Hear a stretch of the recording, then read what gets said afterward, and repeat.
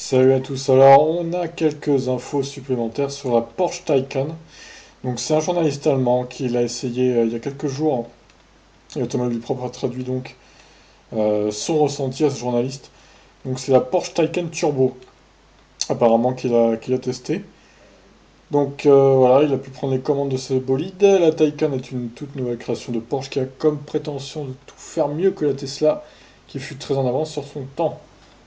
Il met en avant la recharge rapide, une grande autonomie et un couple particulièrement important. Alors, sur la question de la recharge rapide, l'essayeur note que la puissance est réduite à 250 kW, en attendant les 350 kW qui ne seraient pas disponibles avant 2021. Plus tard, il serait possible de ravitailler les batteries en énergie par induction. Pas mal, hein. À 250 kW, c'est déjà beaucoup, hein.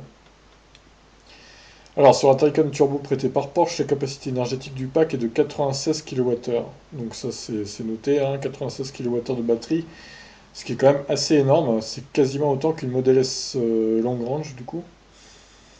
George Catcher juge astucieuse l'idée du constructeur de ne pas avoir placé les 408 cellules fournies par LG dans une structure d'épaisseur linéaire sous le plancher. La ligne élégante et sportive du véhicule a été rendue possible en répartissant les éléments autour de cavités réservées à accueillir les pieds des passagers. Ah ouais, c'est pas con, ouais, effectivement. Alors, le journaliste cite Stéphane Welbach, responsable du projet, qui assure que la Taycan joue dans une autre cour, débarrassée de problèmes spécifiques aux voitures électriques, comme ceux liés à la température ou aux dégradations précoces des performances. Les ingénieurs viseraient une efficacité dynamique de 100% pour la transmission du mouvement. Ce sont donc 1000 Nm de couple qui sont disponibles pendant une dizaine de secondes avec une fonction boost. 1000 Nm quoi. Oh. Deux moteurs capables de s'activer à 16 000 tours par minute composent la motorisation 160 kW de puissance à l'avant, 300 kW à l'arrière, de quoi atteindre depuis l'arrêt les 100 km/h en à peine plus de 3 secondes, et les 200 km/h en moins de 10 secondes. Ok, c'est une fusée. Georges Cacher a effectué la première opération 10 fois de suite sans remarquer de perte de puissance. Ah, d'accord. Il note cependant qu'après la sixième tentative d'accélération de 0 à 200 km/h, la réaccélération du groupe motopropulseur peut être moins vive. Ah, ça va. 6 fois 0 à 200 quand même, je pense qu'on le fait pas tous les jours d'affilée en plus. Alors 400, 500, 600 km, quelle sera l'autonomie du WLTP de la Porsche Taycan? Georges Cachard s'est amusé à pousser sa turbo pendant 2 heures sur autoroute. Il restait alors 44% d'énergie dans la batterie pour une autonomie disponible de 190 km, estimée par le système embarqué. Ce qui donnerait une autonomie totale supérieure à 425 km dans ces conditions sans compter une probable réserve. Pas mal, mais pas une certitude du fait des algorithmes qui calculent le rayon d'action restant. En relevant les chiffres enregistrés par l'application, le journaliste essayeur a noté des consommations dépassant les 50 kWh, la vitesse maximale de l'engin de 2 tonnes 1 quand même est de 260 km/h. Alors, alors c'est pas mal déjà, 2 heures sur autoroute à 130. Il restait alors 44% d'énergie. Ouais, ça nous donne une autonomie probable de 425 km à 130. On va dire 400 en gros, pour arrondir, à 130 km/h quoi. Bon, en été, hein, évidemment, je pense qu'il a testé en été. C'est pas mal quand même. Alors, Georges Cacher semble avoir apprécié la régularité d'accélération qu'aucune boîte de vitesse ne vient perturber. Une sorte de compression avant très relaxante sans aucune saccade. Alors, cette phrase m'intrigue parce que normalement devrait y avoir une boîte de vitesse dans cette Taycan, mais voilà, est-ce qu'elle y est vraiment ou pas, ou alors est-ce qu'elle y est mais il n'a rien senti de saccade ou quoi? Je sais pas trop ce que ça signifie du coup. Bon, peut-être qu'elle y est mais il a rien senti du coup comme saccade, je sais pas. À vérifier hein, évidemment. En revanche, il a tenu à signaler que les passagers arrière ne sont pas forcément très heureux de subir de puissants démarrages. Il évoque une possibilité de blessure si les personnes installées sur la banquette n'ont pas à ce moment-là le dos bien collé au dossier.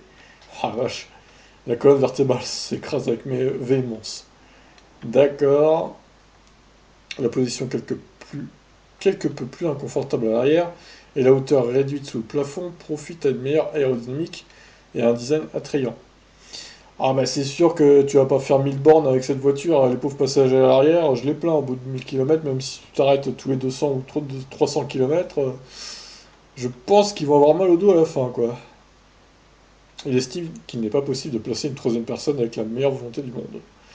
Et pense que le confort de la suspension ne faisait évidemment pas partie de la liste des exigences. Des exigences. Oh là là, c'est dur à dire.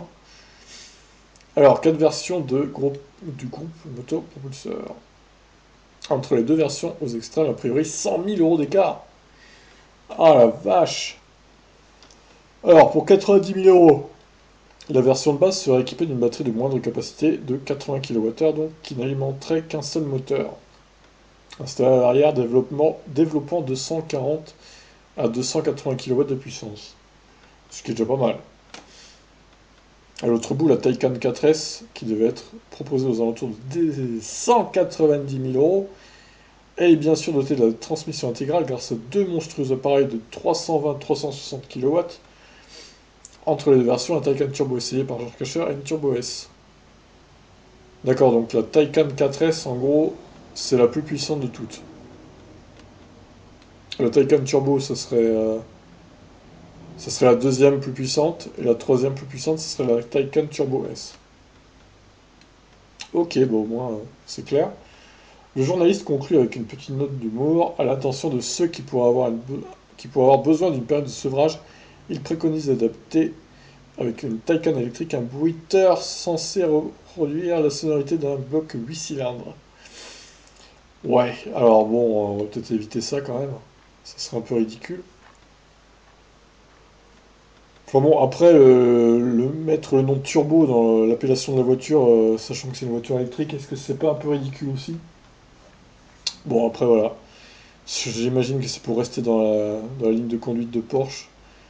Ouais, pour faire penser aux autres Porsche thermiques. Mais bon, voilà, c'est pas très approprié, on va dire. Bon ben voilà, hein, pour les petites infos là, donc 96 kWh de batterie quand même, cette Turbo S. Non, c'est la Turbo normale lui qu'il a testé du coup. Alors est-ce que la Turbo S et la Taycan 4S auront plus de batterie encore? A priori, je ne pense pas. Quoique, hein, on n'est pas à l'abri d'une surprise, mais bah déjà 96 kWh de batterie, c'est quand même pas mal, hein. Déjà là, waouh! Et la moins chère, hein, donc, qui coûterait 80 000 euros, 90 000 euros, qui aurait une batterie de 80 kWh. Bon, ouais, c'est peut-être un peu cher, je trouve, par rapport à une Tesla Model S. Et surtout par rapport à une Model 3 qui a pas beaucoup moins de batterie, la longue range, je parle évidemment. Bon, après, évidemment, vous achetez une Porsche, donc c'est aussi la marque qui se paye, hein, j'ai envie de dire. Voilà pour cette Porsche Taycan Turbo. Ah bah, c'est bien qu'on ait des infos déjà. En attendant d'avoir plus d'infos, notamment les caractéristiques détaillées des autres finitions, c'est-à-dire la Turbo S et la Taycan 4S, qui coûtera la bagatelle de presque 200 000 euros. Excusez du peu. C'est quand même pas rien. Sur ce, n'hésitez pas à agir sur cette petite voiture sympathique. Sur ce, je vous laisse. Ciao.